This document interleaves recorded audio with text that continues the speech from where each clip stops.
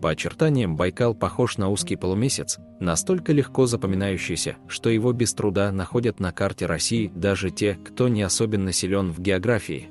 Простершийся с юго-запада на северо-восток на целых 636 километров, Байкал словно протискивается между горными массивами, а его водная гладь находится на высоте более 450 метров над уровнем моря, что дает все основания считать его горным озером. С запада к нему примыкают Байкальский и Приморский хребты, с востока и юго-востока массивы Улан-Бургасы, Хамар-Дабан и Баргузинский.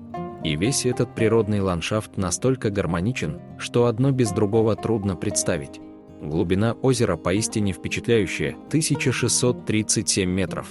По этому показателю Байкал превосходит такие крупнейшие водоемы, как Танганьика – 1470 метров, Каспийское море – 1025 метров, Сан-Мартин – 836 метров, Иссык-Куль – 702 метра и Большое Невольничье озеро – 614 метров.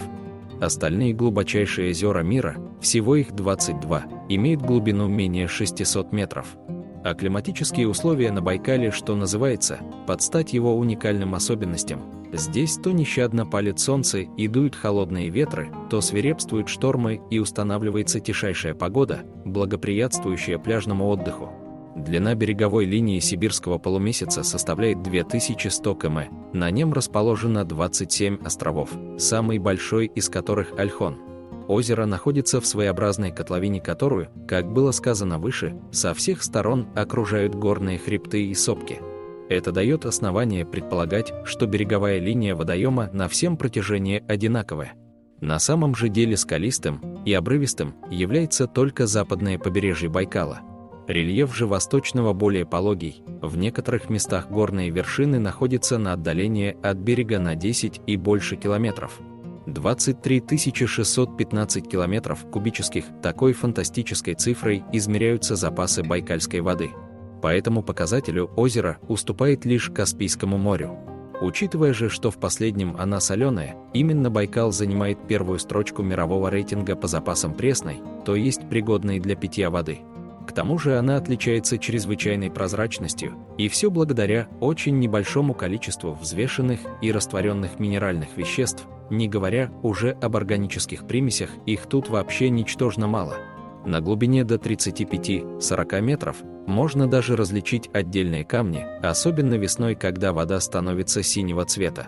Отличается она и огромными запасами кислорода. Не зря Байкал за совокупность столь уникальных свойств и качеств называют национальным достоянием России. Вода в Байкале очень чистая. Раньше ее можно было пить прямо из озера и даже не кипятить.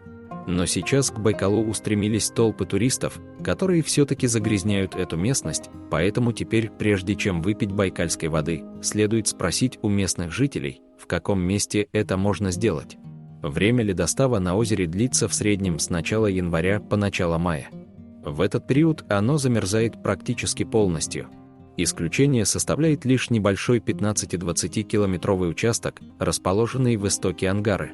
На исходе зимы толщина льда может достигать 1 метра, а в заливах и того больше 1,5-2 метра. При сильных морозах на льду образуются огромные трещины, которые тут прозвали становыми щелями. Они настолько внушительны, что в длину могут достигать от 10 до 30 км.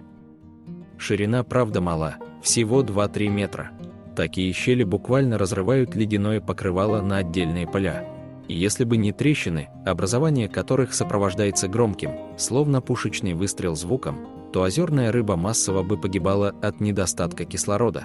Лед Байкала имеет и ряд других особенностей, присущих только ему и поистине загадочных, которые ученые так и не смогли объяснить. Еще в середине прошлого века специалистами местной лимнологической станции обнаружены так называемые сопки, полые ледяные холмы в форме конуса, достигающие высоты 5-6 метров. Будучи открытыми в сторону противоположную берегу, они даже чем-то напоминают шатры. Иногда встречаются сопки-одиночки, то есть располагающиеся отдельно друг от друга. В ряде случаев они группируются, образуя горные хребты в миниатюре. Еще одна загадка – темные кольца, диаметр которых 5-7 километров. С поясом Сатурна они не имеют ничего общего, хотя их тоже обнаружили посредством космических съемок. Спутниковые фотографии удивительных образований, сделанные еще в 2009 году на разных участках Байкала, обошли весь интернет. Ученые долго ломали голову, что же это может быть, и пришли к мнению, что кольца возникают вследствие поднятия глубинных вод и повышения температуры верхнего слоя в центре кольцевой структуры. И как следствие возникает течение по часовой стрелке, достигающее в отдельных зонах максимальных скоростей. В результате этого вертикальный водообмен усиливается, провоцируя разрушение ледяного покрова в ускоренном режиме. Нельзя не сказать и о дне удивительного водоема. Оно также отличается от других, и прежде всего тем, что имеет весьма выраженную рельефность. Тут встречаются даже подводные горные массивы. 3 основные котловины озера, северная, южная и средняя, разделенные академическим и селенгинским хребтами, отличаются выраженным ложе. Первый хребет, его максимальная высота над дном составляет 1848 метров, особенно выразителен, он протянулся на целых 100 километров от острова Ольхон к Ушканьим островам. Еще одна особенность этих мест – высокая сейсмическая активность. Колебания земной коры здесь происходят регулярно, однако сила большинства землетрясений не превышает 1-2 баллов. Но в прошлом случались и мощные землетрясения. Например, в 1862 году, когда 10-бальная встряска привела к уходу под воду целого участка суши в северной части дельты Селенги, одного из многочисленных притоков Байкала. Его площадь составляла 200 километров. Позже тут образовался залив, который так и называется Провал. В наше время регион трясло в 2008 и 2010 годах. Сила толчков составила соответственно 9 и 6 баллов. Озеро Байкал до сих пор скрывает и тайну своего происхождения. Исследователи часто спорят о его возрасте, приходя к мнению, что он составляет не меньше 25-35 миллионов лет. Показатель впечатляющий, особенно если учесть, что цикл жизни большинства озер, и в первую очередь ледникового происхождения, не превышает 10-15 тысяч лет. По истечении этого срока они или заболачиваются, или наполняются илистыми осадками. С Байкалом же ничего подобного не происходило и не происходит. И, как считают ученые, вряд ли произойдет в будущем. Отсутствие признаков старения объясняется тем, что озеро является зарождающимся океаном. Гипотеза не возникла на ровном месте, как оказалось, его берега каждый год удаляются друг от друга на 2 сантиметра.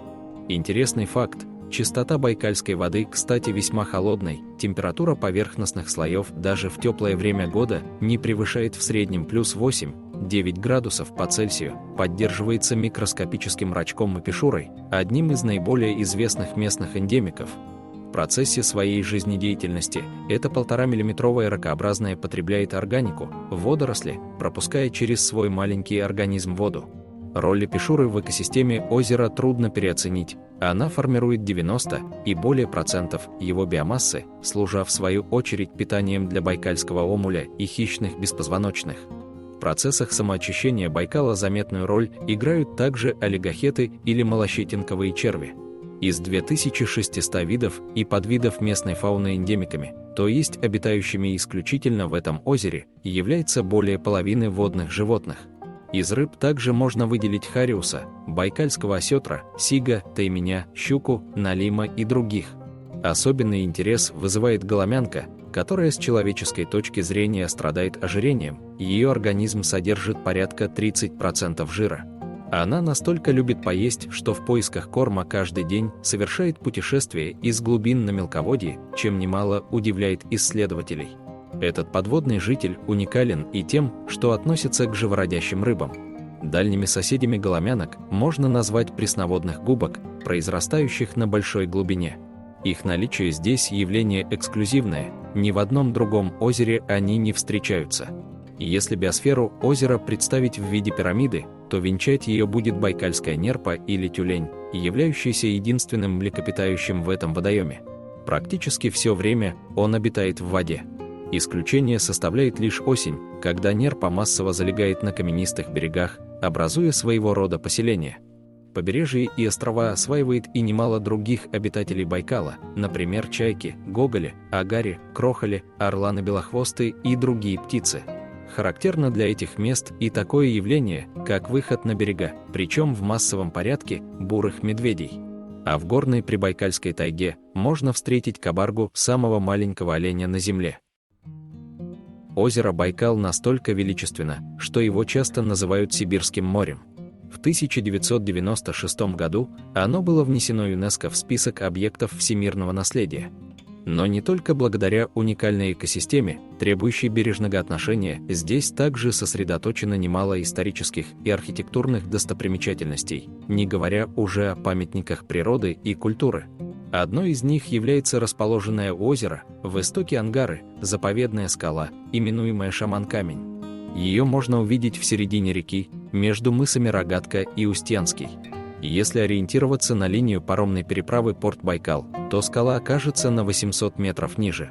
Еще с античных времен Шаман-камень наделялся жителями Приангарья необычной силой, возле него молились и проводили различные шаманские обряды.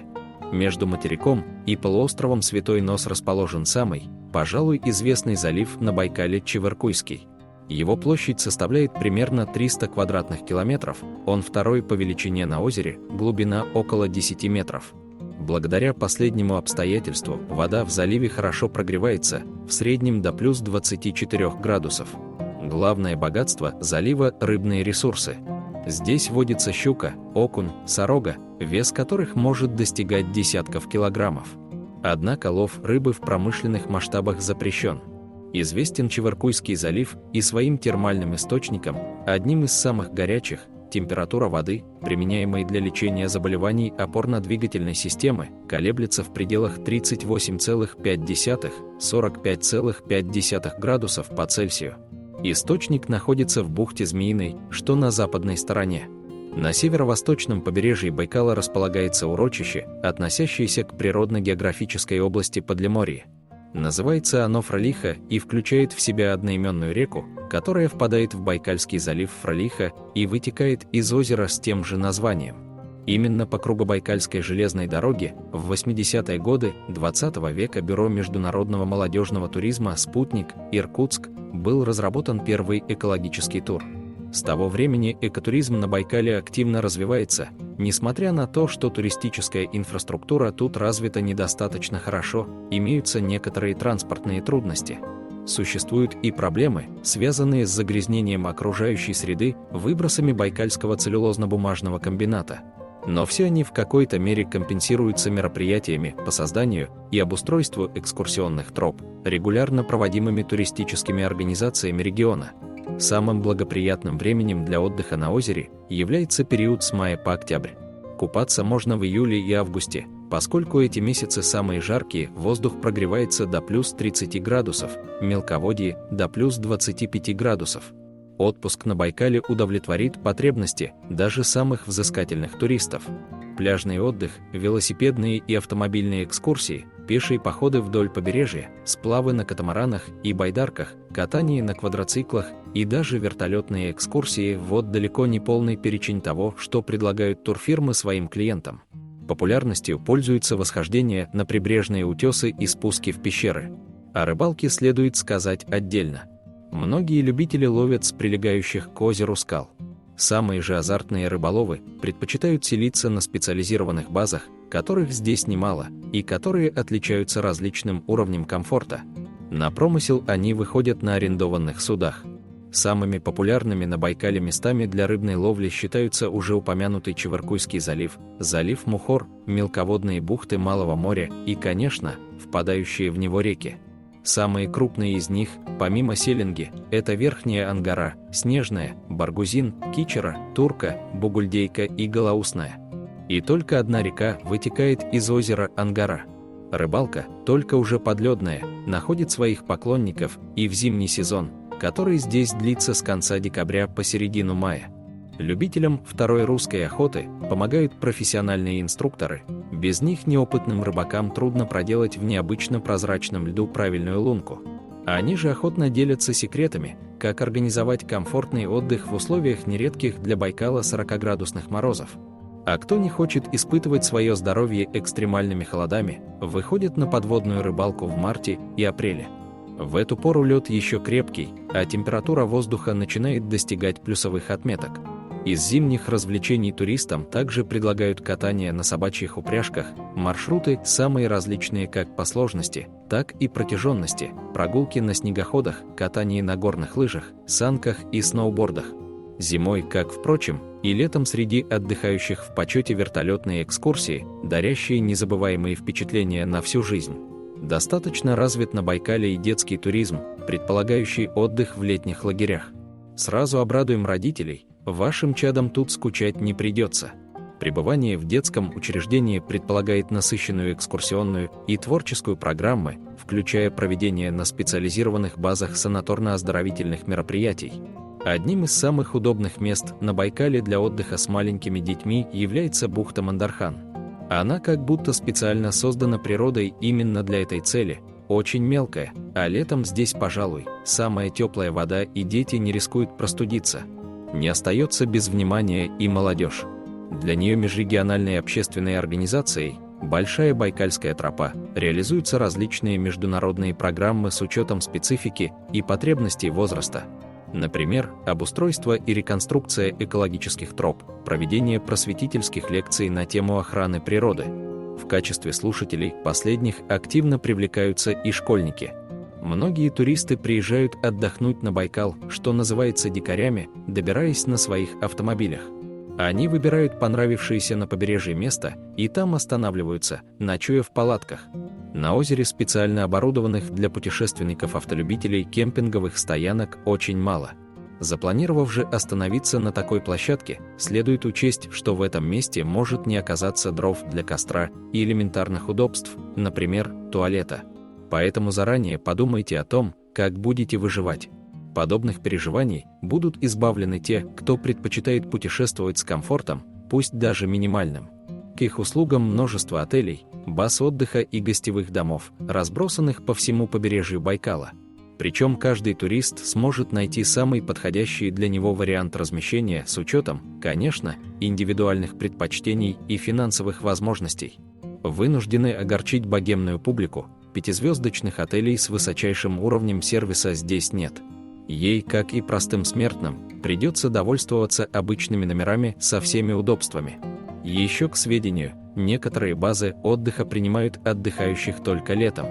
Туристы, путешествующие самостоятельно, рискуют нарваться на недобросовестных посредников при бронировании номера в гостинице или базы отдыха. Чтобы этого не произошло, резервируйте номер в отеле только через проверенные и надежные сервисы, что не только избавит вас от мошенников, но и позволит снять номер по минимальной стоимости, без ненужных накруток. Попасть на Байкал можно различными путями. Отправной точкой, как правило, служат близлежащие крупные города Иркутск, Улан-Удэ, Северобайкальск. Туристы сначала приезжают в один из этих населенных пунктов и уже там детально планируют свой дальнейший маршрут. Особенно запоминается поездка на участке Транссибирской магистрали между Улан-Удэ и Иркутском. Озеро простирается прямо за окнами поезда, и любоваться его волшебной панорамой можно часами. Одним из самых популярных мест туризма на Сибирском море считается поселок Листвянка, расположенный у истока Ангары, это в 65 километров от Иркутска. Из областного центра сюда можно доехать автобусом или теплоходом, время в пути чуть больше часа. В Иркутске берут начало все маршруты водного транспорта, курсирующего не только по Байкалу, но и Ангаре.